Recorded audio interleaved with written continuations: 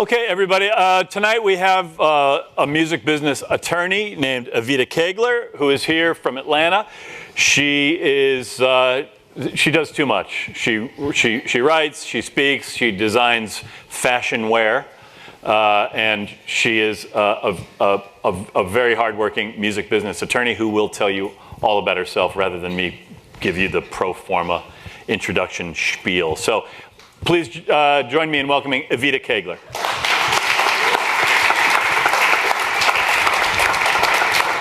Howdy.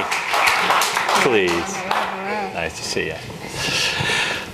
So, Evita, why don't you tell us a little bit about yourself? I have a whole bunch of information on you here, but it's not for me to say. Okay, I could talk about that all day, so Yeah. you need to stop me, just interject. Okay. So I always tell my story, it starts with the music for me. I am a music person, music lover before I am a music attorney. I am a creative person before I am a lawyer. So with me, it really started with the music. Growing up, I had two parents that worked very hard. I always understood that they were working hard for me so that we could live well and I could go to private school and wear the little uniforms. With them being entrepreneurs, I spent a lot of time by myself, kind of in my world with my own thoughts, and then there was always the music. Music is something that I related to very, very early on, and I just kind of felt like my place and space in this world was with music somehow. Where'd you grow up? I grew up in Detroit, Michigan. Okay. Grew up there, and then we moved down to Atlanta. Okay. And you said your parents were entrepreneurs. Yes, my parents are interior designers. Wow. Very hard workers. I never really remember them sleeping ever, but I do remember them just kind of supporting and everything that I did. Even to this day, they're a huge support of. And because they were entrepreneurs, did you do a lot of kind of being on site with them when they were on the job? So you got to see how entrepreneurs actually get their hands dirty. That's exactly what it was. My parents actually had a workshop that they worked from 3, 4 o'clock in the morning, and they had a bedroom for me in the back. It was a bed, some dolls, and a radio. Yeah, welcome to entrepreneurship. and the radio, and it was the radio I'm a lot older than a lot of you all, but we used to take the radios. She's 60, can you believe that? I used to take the radio, and my parents would buy blank tapes, and so I would record on one side. They were copyright criminals. Yes, pretty much. Pretty much. Interesting. I heard Detroit was rough. Yes. So, you know. Yes. And we were absolutely copyrighted. Yeah. We're known for our copyright infringement. Yeah, I know. It's a tough town. Yeah. That's okay. Sorry. That is hilarious. So, you made tapes. I used to make the tapes, and I used to record while the radio station would play. The countdowns or whatever. I would record songs, and then I would play it, and then I would record myself DJing on the other side. It was quite genius, so I think. And so I used to do stuff like that. I used to write. Started off with poetry. I would win all of the writing contests at school. I was very, very, very spaced out. I was extremely weird, but I was extremely smart as well, and it ultimately all works together many, many years down the road. So for me, it was the writing as well, and I used to hear these things in my head. They weren't people. Turns out they were melodies. Wow. So I had always been just kind of in tune with music and just melody and harmonies and whatnot. So naturally, because I loved music, I set my sights on being the recording artist. I think when you're growing up and you don't know much about the behind the scenes, you think, well, I love Whitney Houston, or I love such and such. I want to sing. I want to sing, I want to dance, I want to, let the world hear my voice. Right. So in 1997, my parents and I moved to Atlanta. We didn't move to Atlanta for me to become a star, but it was definitely part of the sales pitch from my parents. So we're going to move to Atlanta, and at that time, in 1997, the music industry was booming in Atlanta. It was the beginnings of Outkast, the Dungeon Family, Usher, TLC, the whole LaFace era. So I said, this is what I am going to do. And when I got to Atlanta, I was 16 at the time.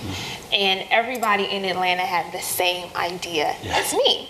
So they would constantly have auditions or try out for such and such is coming to town and they're looking for talent. And, we see the American Idol lines now. It wasn't to that extent. But there, I would stand in lines that would wrap around the corner, and I began to feel a certain way in the sense that I felt that my place with music, that's not how I would get there. I wouldn't have to compete for what was mine with music. And ultimately it was just an ego thing, a kid not understanding how it goes. I just wanted to sing, write, dance, and be heard, and really be validated for what I loved so much with music. Right. So my nerd side kind of met my creative side and said, let's read a book. You know, how to record a demo, how to get signed, how to do this, all, you know, music industry oriented. And I read the book by Donald Passman, All You Need to Know About the Music Business, when I was 17. I didn't understand most of it, but what I did understand was that he was a lawyer in the music space, which I'd never heard of, never even thought of. And people kept calling his book the Bible of the music industry. And it's like, well, this is clearly a guy who's found a way to be relevant and necessary to the music space without being a performer. Completely opened my eyes and just opened my world. I said, I can do this. I'm good in school. I never ever liked school, ever. All the way through to bar classes, I never liked school. I was just good at it. I've noticed a lot of people who are really good at school don't really like it. Well, I worked hard though. I worked hard. It's not uncommon though. I didn't like it at all. But I was good at it. So I said, I can do this and take my love for music, and I can be this music lawyer. And that was the decision I made at 17, which kept me very focused going into undergrad. I went to the University of Georgia. I knew what I wanted to do. It kept me sane in law school.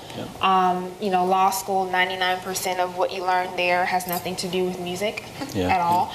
And then I was in a law school environment, although a very, very great law school, really didn't have the resources to support me for what I wanted to do. But law school was extremely difficult for me, but it was the vision that I had of being the music lawyer that, you know, kept me there, kept me sane, and it was the goal that I worked towards, and eventually it happened. Having a sense of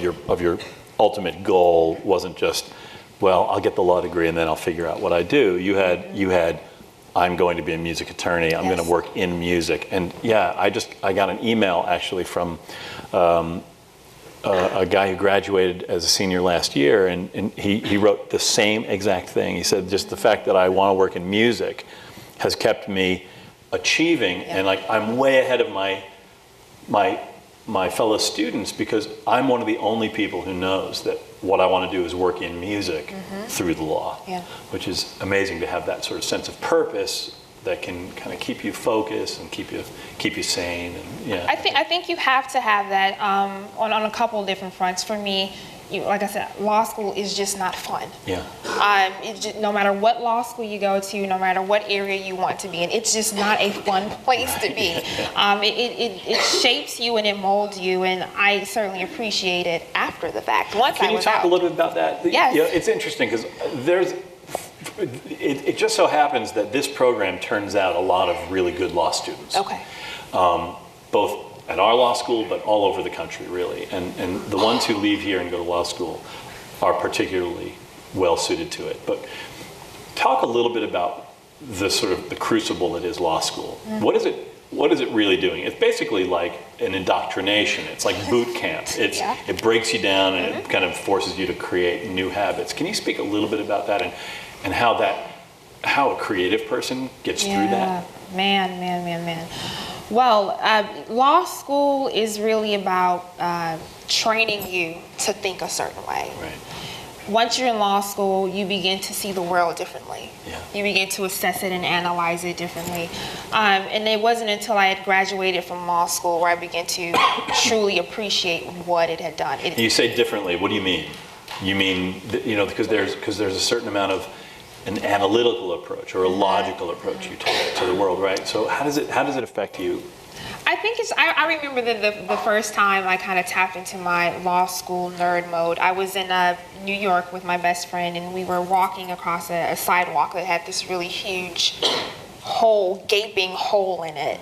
and I just started to think about liability. Right. You know, who's liable? Is it, you know, is the city? Is it a county thing? And then you just start to think about stuff like that. Whether it's useful or not, I don't know. But you just begin to think about things differently, disputes, or it just makes you weird. Well, I was It just makes you weird. It just makes you weird. But would you agree that I mean, I was talking to I teach Intro to Music Industry Studies as well, and I was talking to them today about the law. We were talking about copyright, and we ended up talking about the fact that the law is really about both sides of the equal sign, right? It's about, you know, when we talk about remedies for copyright infringement, we're talking about equalizing the relationship. There was a wrong done and you want to make it right. And there's a reason that the symbol of justice is the blind lady with the scales, right? The blindfolded woman with the scales, is because we're always just looking for that balance. And that seems to me to be not a terrible way to think when you're a creative person. Well, I think when you talk about law school, though, law school is really about, it's a logic, it's a process. Right. When you're creative, logic and process is just not natural to you. Right. For me as a creative person, like I said, I had the vision. I think creative people, we can always think here. We see it. And when we see it in color. Right. It is very, very real to us. The other side of, well, not being creative is, how do you get there? Right. What are the steps, the practical steps that you take? And that's the difficult part. That's where the logic and the process comes in. Right. So in law school, when we take our exams, there's the exam, you come in 4 hours and it's, okay, tell me everything. We're going to give you a bunch of scenarios. In 4 hours, tell us everything that you know. For me, I cannot function like that. It was very, very difficult for me because it's like, I actually know this stuff, but the 4 hour thing, I need to think about it. I need to draw some charts. You know, that's how I think. But in my writing courses where it was just turn in a paper at the end of the semester, you know, I would ace them because I had a chance to really think about it and flesh it out and add texture to it, which I couldn't do in a 4 hour span. So it was very difficult for me. Intellectual property classes, of course, were good for me, but civil procedure, the process of litigation, it just was very difficult for me to connect with it. And then there was also a rhythm in law school that I never really got, and no one really told me that there was a rhythm. So when the bar came, I knew that I had to find a rhythm because I needed to pass, and I did, thank God. But it was difficult for me as a creative person, but I don't say this to scare anyone, it's possible. I made it through. They gave me a degree, and now I am a lawyer. But it was something that was difficult for me because I am the creative. But I think me being the creative and the kind of the nerd, it really serves me well now as a lawyer because I can have a conversation with my clients who are creative, very much like myself. But I can bridge the gap for them between creative business or creative and kind of nerd to really help them to take the picture that they see in color and to break it down into practical steps that they can actually achieve and check off of a list. That's exactly where I was going. So to what extent do you play a role in strategic planning, basically seeing where the artist wants to be or where they should be and gauging the gap between where they are now and where they should be, and then chunking that up into manageable pieces? I play a significant role with that. Now, whether they listen is a whole other thing. I do have the ability and will with my clients and say, okay, what are your 6-month goals? Now, whether they've thought about a 6-month goal is another thing, but you know, I try to pull it out of them, and they'll tell me what they want to do or what they would like to do in 6 months. And so I'll say, okay, this is what you plan to do in 6 months. Let's take a look at what actually makes sense for you now. Let's take a look at what your brand is or whether your goals match up with the brand that you're building. Let's take a look at your resources and your team. And I just really break it down on such a fundamental level so that they can process it, and when they leave my office or we're off the phone, that they can actually utilize the information that I've given them and use it. Even if they have to revisit it every now and then, but if they don't have information in a way that they can process it and use it, they're not going to be able to really grow how they can. And that's how I take a look at my role. My role is to be there to support you in such a way that you can go out with the information that I give you and be the person that you're supposed to be in the music space. We all need help. And then as a lawyer who's also a creative person, I am more involved in my clients' careers above and beyond just the legal piece. So the strategic piece is very, very important, but it's also a very difficult process for my clients because it is what's the process and thinking about this. But I think in the environment that we're in the music space, whether you're a producer or a songwriter or an artist or in a band, you have to think about these things. You have to take out a pencil or a pen and put it to paper, and you have to come up with a plan. Right. So you definitely advocate that sort of externalizing things, Absolutely. getting things out of your head, and being specific. Absolutely. Now, it's interesting that you like to work on that 6-month goal setting. Do you ever encourage people to sort of identify where they want to be further down the road than that? Absolutely. 3 years, 5 years, 20 years? Absolutely, So absolutely. you do that exercise. Absolutely. I think the 6-month and even the 12-month exercises, it helps them, it challenges them not to say, well, in 5 years I want to do this. What are you going to do tomorrow? And I'll give an example. I have clients who, and this is more the independent clients, we're going to go in the studio and we're going to create, and it's this big, we're in the studio thing, which I think is fantastic, okay? But the studio is where you will be an absolute rock star because that's what you do. You don't need to be in the studio for 4 months with 700 songs. What are you gonna do? What's the plan? What's the next step? All you really need, maybe 3 weeks tops, get you 5 records, package them up, market, position it, get it out there, get it out to a consumer, see how they react, take some feedback, go in, take another chunk of 5 records and do it again and tour off of it. And I think the studio is the easy part. It's the comfortable part. It's the safe part. But if you really want to do this in a way where you're supporting yourself and building a brand and people consume it, you've got to get outside of the studio. And in order to do that, you need a plan. There's so much in there that's to me and through my lens, management centric. So I wanted to ask you how much management you end up doing as an attorney. I mean, first of all, is that a formal part of your offering? Do you actually formally manage? Do you just roll management in? I mean, for instance, we talk in this program a lot about, you were just articulating the studio experience. And one of the manager's main values in the studio, in my opinion, is time management. If nothing else, it's going to be time management. What are you going to do? How are you going to make it worth your while? How are you going to keep it concise? And then, outside of that, it's, strategic planning and finding markets, creating markets, things like that. To what extent does management come in both formally and informally? Earlier in my career, I worked a lot with people who were coming up. I still do to some extent. Just so happens that some of those people are now. You want to speak a little bit about some of the people you represent? Sure. Who your main clients are? Sure, so that when we're talking, they have an idea. I can give you. So I think we'll take it back even a step further. What do I even do? We know that I'm a music lawyer, but what does it even mean?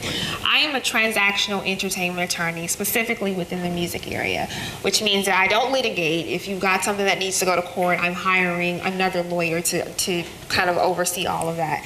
But what I do is I represent artists, producers, songwriters, managers, independent labels.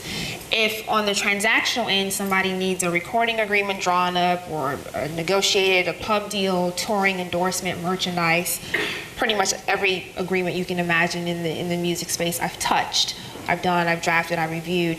I will do that for clients. And there's also the consulting piece, even if you don't have any paperwork that needs to be drafted or reviewed or whatnot.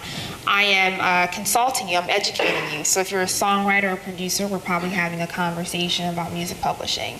If you're an independent artist and you're looking to go in and create a project, and a lot of independent artists, they go in, They create with a multitude of people. They package it up and they get it out there. No one's had a discussion about copyright, who controls the content, to what extent, percentages, and things like that. So I consult, I do a lot of educating, and then I do the transactional stuff.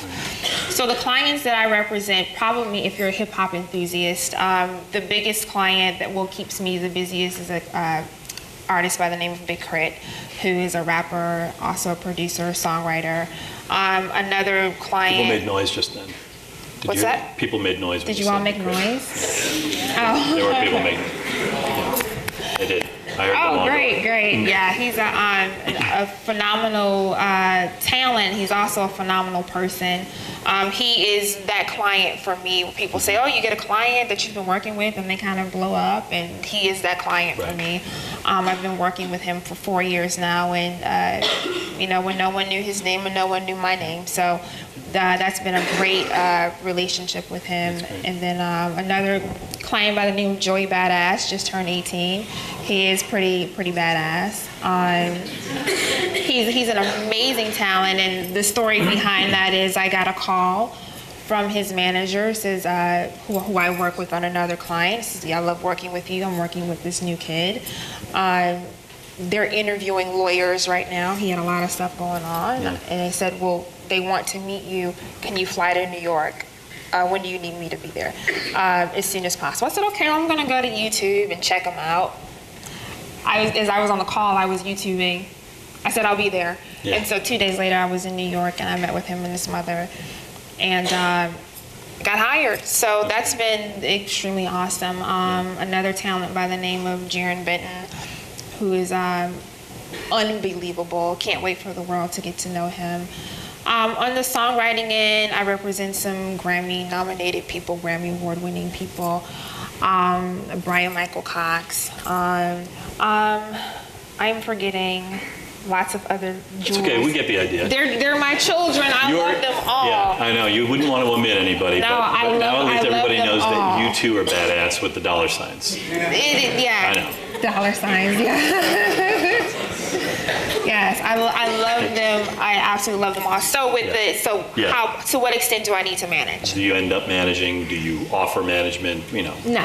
Earlier on in my career, when you start out with people who kind of need every hole to be filled, and I believed in your talent, it was like, okay, what do we need to do? So I was putting together sessions for people. I was at every show, and whatever you needed, I had it. Then there's the point where you have a client who comes in with the same problem over and over again, and it's a personal problem. And you sit there and you're like, look, we've had this conversation already. I believe in you as a person. I believe in your ability to change the world with music. You don't believe that. Right. And so you not believing it is working against the vision that I have for myself. I have a plan for myself in music as well, and that's draining me. Right. So I'll rather be the lawyer that loves you, wipes your tears, rubs your back because I want to, not because I'm your manager and I have to. I don't want to sign up for that because these are people with people problems. And yet that's a major management management issue in and of itself. We talk all the time about working with values-aligned people, the people that you want on your bus. Who you want on the bus, who do you want off the bus? The great Jim Collins book, Good to Great. Addressing management from a values-based management standpoint is not common in the music business, and yet when you do that, you create so many more efficiencies, and you do your job better. It makes it easier to get to the goals. Right? Absolutely, and I'm glad that you say that. I have people come in and they say, "Hey, I've got a management agreement." Okay, and I always tell them, look, before I even look at this management agreement, before I even ask you who it is or whatever, how long have you known this person or entity? Have you all sat down, had several conversations about what your goals are, what your vision is, and how they can support that? Right. No, they just heard my music on YouTube and they sent me an agreement. And I say, I'm not even going to look at this because I can create or shape a really great agreement for you, but I cannot contract for fundamentals in relationships between two people or an entity. Are you on the same page? Do visions align? And with management agreements without fail, it's always that thing about, oh, you no longer support me. Oh, you can't, I'm not getting you to answer my calls anymore. You don't believe in me anymore. Those are always the reasons why the management relationships go bad. Not because, there's some, pure breach in a management agreement. It's just like you all don't get along anymore. I can't contract for that. Get to know these people. Give it some time. We have this huge section in management all about pre-K discussion. What do you do? How do you figure out when it's time to go to contract? And and we talk a lot about. I mean, would you agree with the idea that the best contracts stay in the filing cabinet? Right? Absolutely, and that's another thing that I tell my clients is say, look, the review and negotiation process for a client is horrible. Nobody enjoys it. As lawyers, this is kind of what we do. It's just another, it's another thing, and we, at least I treat it with care, but I've maybe working on 10 different clients in any given moment. So I'm used to, a lawyer has sent me a red line, they didn't like what I requested. I'm used to that, and I know that we'll work it out. But for a client, that's the end of the world. Oh my God, why don't they understand that I don't want to be in this for 7 years? It's just like, okay, we're gonna be okay. I need you to trust me. And it is kind of a hand-holding process, but just trust me. Do not get on the phone with them and destroy what I've already negotiated for you. Do not answer their calls. Trust me, trust me, trust me. And luckily, I do have clients that trust me almost to a fault. But it is, you've got to trust me. You've got to kind of wait it out. And I always tell them, look, let me fight for you now, because once this is done, everybody signs. Nobody's going to remember what's in this contract until something goes wrong, and then you're calling me saying, Evita, how do I get out of this? Such and such did this. And paragraph 782 that I'm fighting for right now, you need to let me fight for it, because this will be the very thing that we need to revisit. So you can see likely points of failure in relationships, right? Which is a great asset to an attorney, obviously, and creating win-win deals. To the extent that you can. To the extent that you can. Right? Absolutely. It's not about and could you speak a little bit about that? How maybe it's not about winning at the expense of a good relationship, right? Can you want to tell me what you think about that? Absolutely. When I get a contract in for a client, there's lots of assessments that I have to do. If I have a client that has a lot of potential, but maybe hasn't really spent the time to build the brand, I'm going to have one kind of contract for that person, as opposed to a client that's been building for a year and has built the fan base. Say they both get offered the same contract. I'm going to be able to do a lot more with the one that's built the brand. I'm going to be able to do a value assessment from length of time, upfront money, bonuses, benchmarks, control. And why is that? Because that artist can say a credible no. Absolutely. Absolutely. And then that artist can also say, you've seen what I can build on my own. You need to invest in that, or I can take it somewhere else. Of course, The artist that hasn't built the brand, you can't say that, but I am doing a value assessment. So there may be times where clients come to me and they've already got a working relationship with the other party, not necessarily in contract, but they know each other or creatively. And so I am sensitive to the relationship that they may have. And so I'll even say, hey, look, what's the nature of the relationship? What has been the conversation thus far? And sometimes I may give a green light for them to continue to communicate with the other party, not about legal things though, but sometimes say the other party's lawyer sends me something and I'm like, oh, we're not doing this. This is insane. No. Or I'll mark it up and I'll say, hey, let your guy know I'm going to mark this up, and kind of soften it. Because ultimately we work for our clients. We guide them, but ultimately we work for our clients. And sometimes if there's that relationship there, I'm interested in keeping that going, because once the paperwork is signed, everybody's on the same team. And they need to go and create. So my job is not to create conflict or to create a barrier or a wall or, become a villain.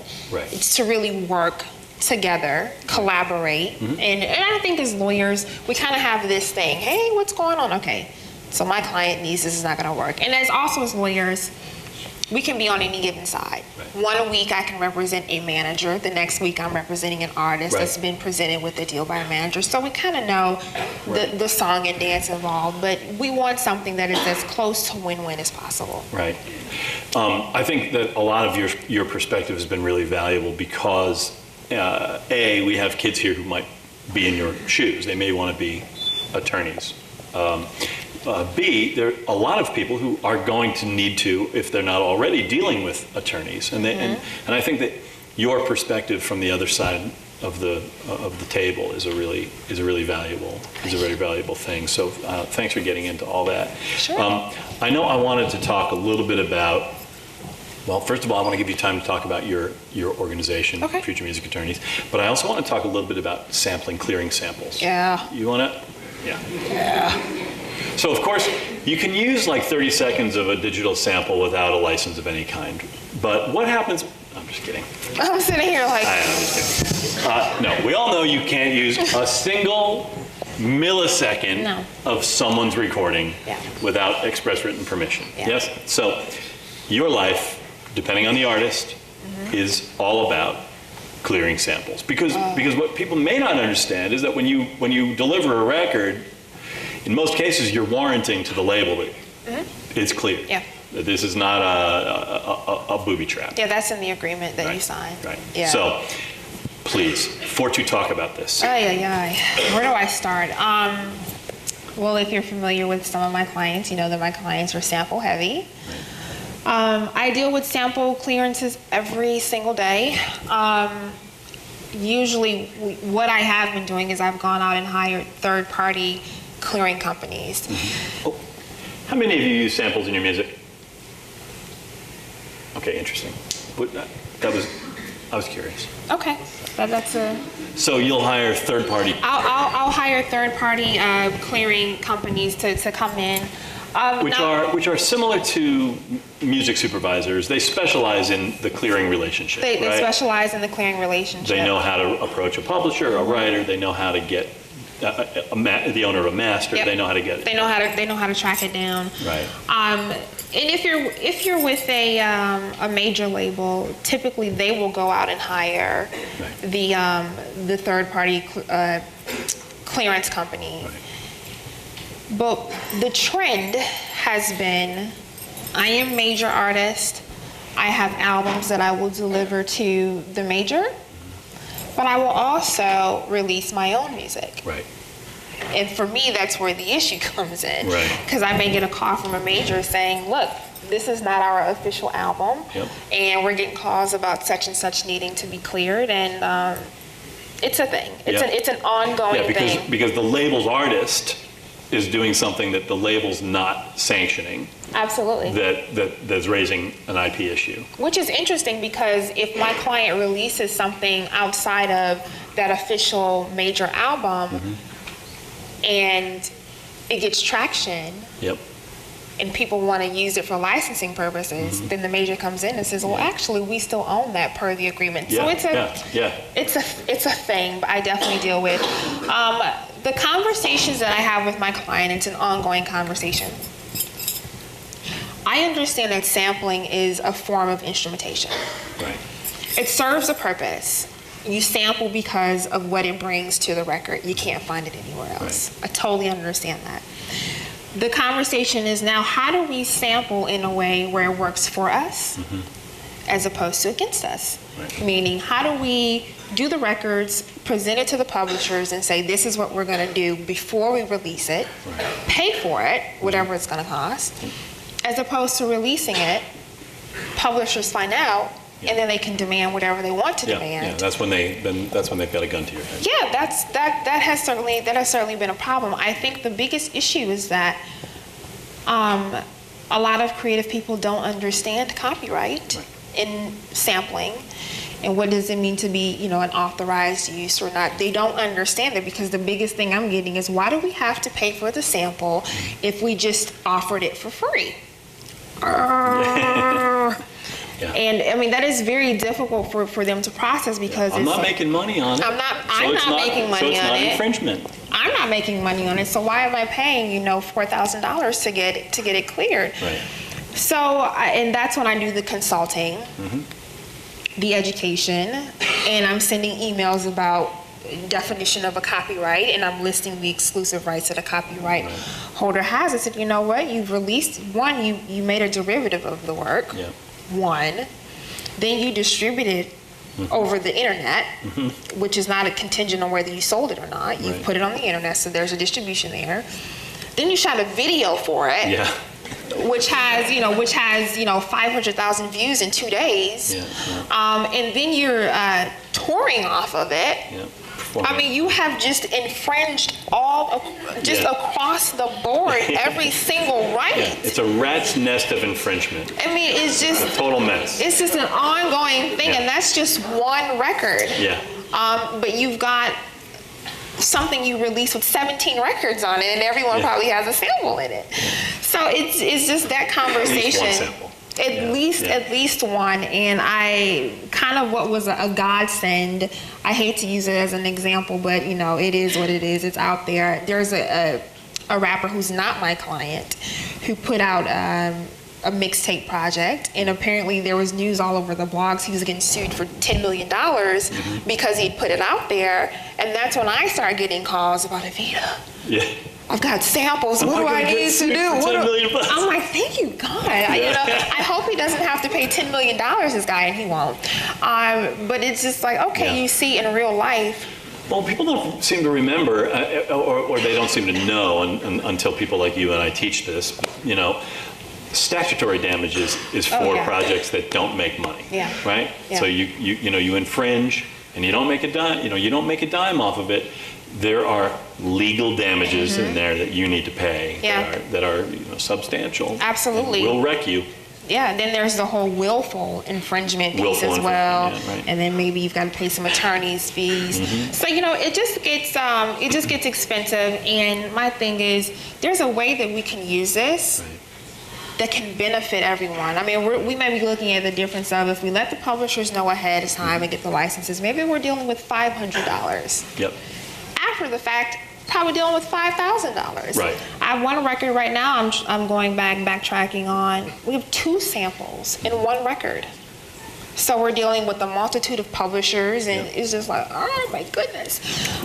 So that's an ongoing And thing. you need to clear it free and clear. I mean, keep this in mind. You've got to clear it so that you can make a video. So that you can. And not seek not have to get a sync. Yeah. Or a master use license. And so that you can create derivatives. And so, and that's it's definitely been a thing. I've had, brands contact me or my client's publisher that will want to use the record and will want to pay for it. Yeah. It's like, we've got a sample in it.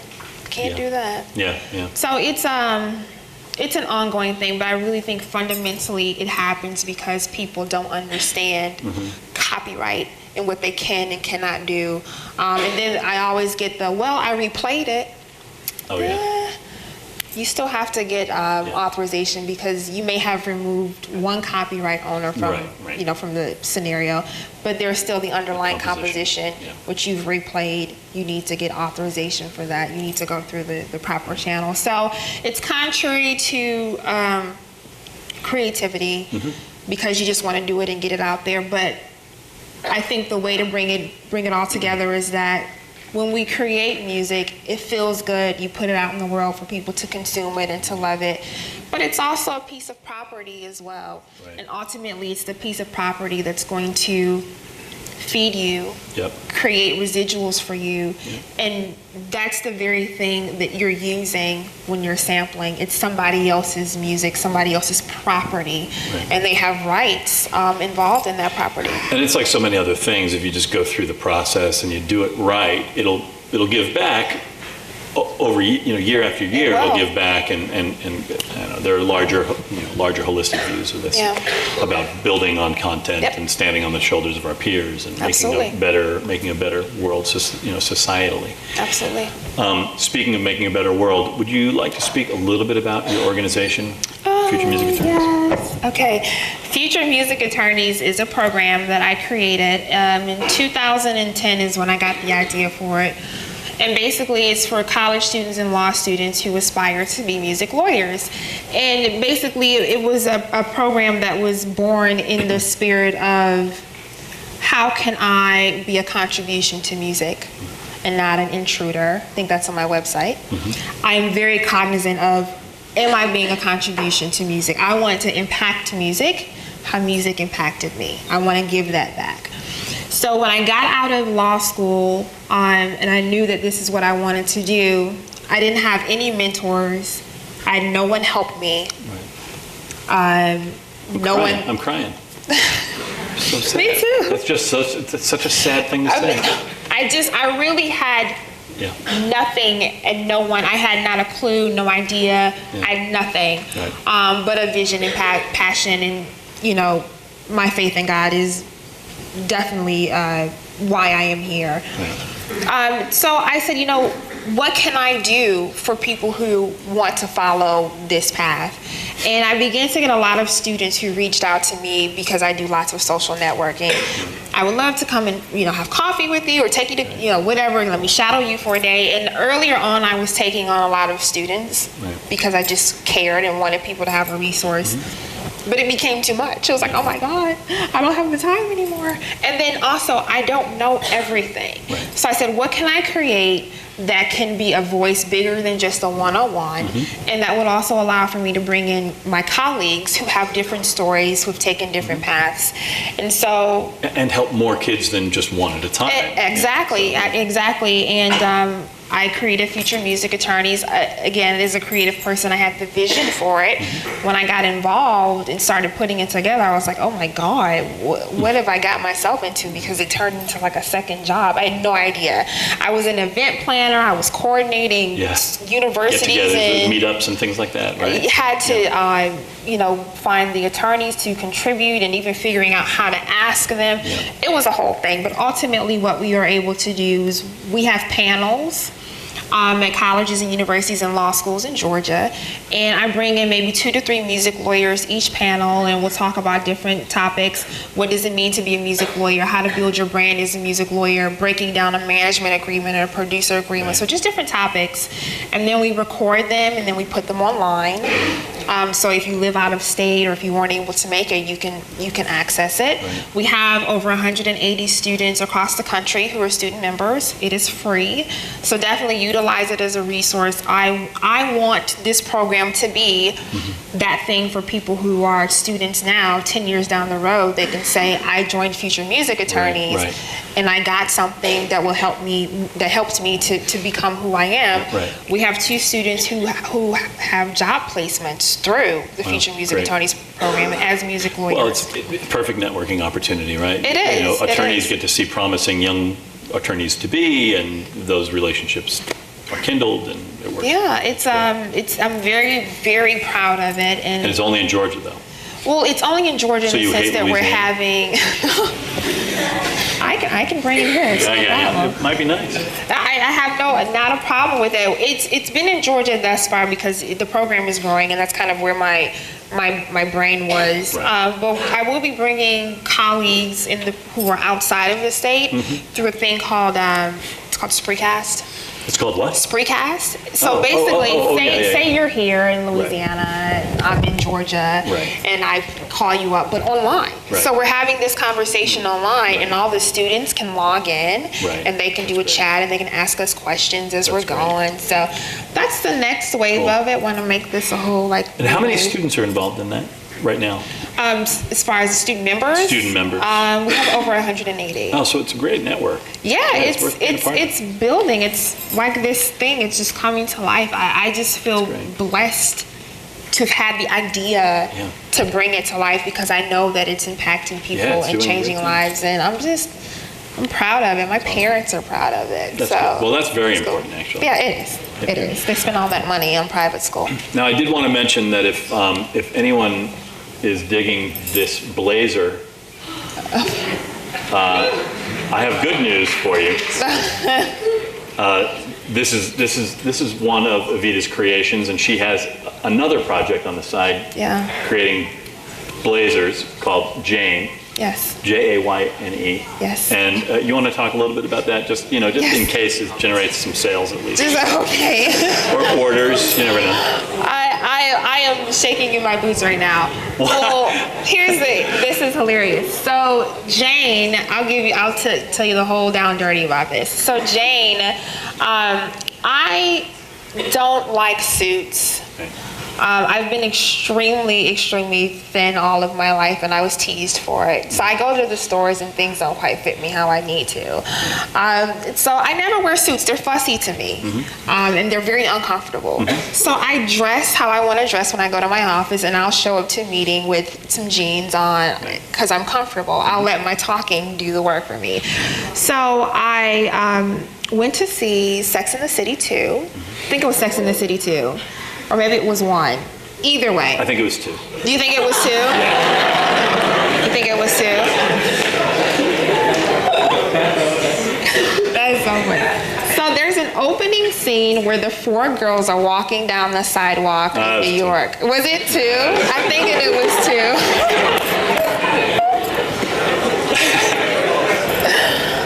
I'm gonna go Google now. And so they all look fabulous. Sex and the City is about the fashion, amongst other things. And Carrie has on this suit. I'm like, oh, I've got to have it. So I printed it out. I went on Google and I actually printed it out. And I showed my mom, who is an interior designer, but she makes things, draperies, bedspreads. She actually makes it. So I said, hey, think you can make this for me? And she made my prom dress, and she's always tailoring stuff for me. And she goes, okay, I'll make it for you. So I never got the suit, but we started to flesh out an idea of, what if she started making me blazers? And he said, what if every woman can have their own blazer? And it turned into this thing. We have no idea what we're doing. We have more requests for blazers now than, it's just me and her. That's great. So I said, Mom, I am going to New Orleans and I'm going to go speak to the students. I need a blazer. This was not this Saturday, but the Saturday before. She goes, you need a blazer for when? I said, I'm going to be there in 20 years. She goes, my mother calls me Jane. That's why it's called Jane. I see. I don't know why she calls me Neither Jane. do I. She's been calling me Jane for a very, very long time. Okay. And when she calls me Jane, I respond. Okay. It's like, hey, Jane, hey, Mom. So we decided to call it, it's not my middle name. Right. No. It's not. No, I didn't think it was. I don't know. It's just. Why wouldn't you? At home, my name is Jane. Yeah, gotcha. It's very strange, but that's my name, and now we have blazers, and so we're just trying to figure it out. And it's spelled weird, which is funny because it's not your name, and it's spelled weird. It's spelled weird For what because reason? Jane was already taken. Oh, it was taken. Good. So we got a little fancy with it. And It's better than Jain. We definitely weren't going to do that. No. We definitely weren't going to do that. It seems kind of English. It's nice. Jayne. That's nice. Yeah. Like so that's Jane. So that's just going on now. That's like what's going on now. That's like our new baby, and we have no idea what we're doing, but we've got the vision for it, and we're just trying to, we're putting the team in place, and we're excited. My mom and my dad. But that's not the only Jane blazer, because I saw one on your website. You saw one on my website. Yeah. So there's more than 2 in the world? Yeah. There are? Yeah. Okay. Yeah, we've got a whole rollout thing for it, so stay tuned. That's great. We only have a couple more minutes. If there are any questions for Evita, I would encourage you guys to hurry up and ask them. Sorry. Yes. Sorry. Kevin, you want to try to bring him the mic? Okay.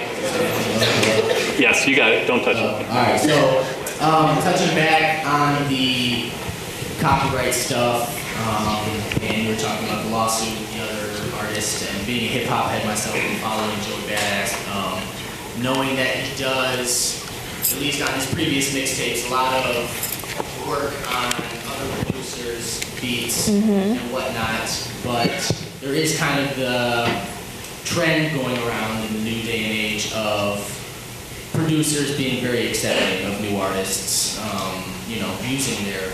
using their beats for their verses and whatnot.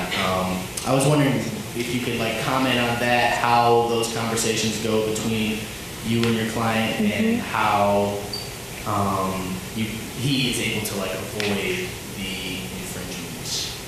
I think the infringement exists regardless of whether there's an accepting trend. I think with using producers' production, you're right, in hip hop, it is accepting. I haven't really had any issues with that.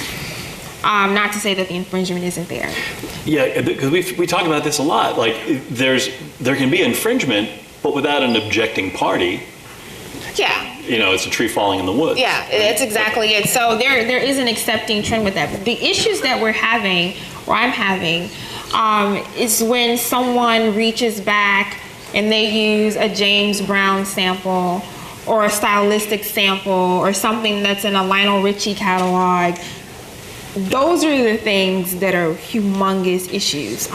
Because I will be very frank, all of the old school music that's incorporated into hip hop, sampling is an industry that is very, very lucrative.